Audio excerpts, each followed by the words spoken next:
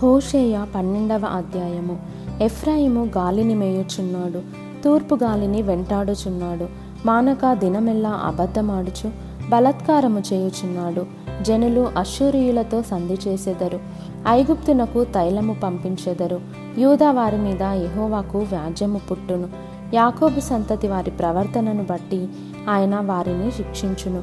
వారి క్రియలను బట్టి వారికి ప్రతీకారము చేయును. తల్లి గర్భమందు యాకోబు తన సహోదరుని మడిమెను పట్టుకొనెను. మగసిరి కలవాడై అతడు దేవునితో పోరాడెను. అతడు దూతతో పోరాడి జయమొందెను. అతడు కన్నీరు విడిచి అతని బతిమాలెను. బేతేలులో ఆయన అతనికి ప్రత్యక్షమాయెను. అక్కడ ఆయన మనతో మాటలాడెను. యెహోవా అని, సైన్యములకు అధిపతియగు యెహోవా అని ఆయనకు జ్ఞాపకార్థ నామము. కాబట్టి నీవు నీ దేవుని తట్టు తిరగవలెను. కనికరమును న్యాయమును అనుసరించుచు ఎడతెగక నీ దేవుని యందు నమ్మిక నుంచుము. ఎఫ్రాయిము వారు కనానీయుల వర్తకుల వంటి వారై అన్యాయపు త్రాసును వాడుక చేసెదరు. బాధ పెట్టవలెనన్న కోరిక వారికి కలదు. నేను ఐశ్వర్యవంతుడనైతిని, నాకు బహు ఆస్తి దొరికెను.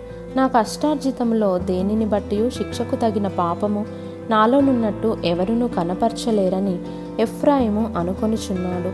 అయితే ఐగుప్తు దేశంలో నుండి మీరు వచ్చినది మొదలుకొని యెహోవానగు నేనే మీకు దేవుడను.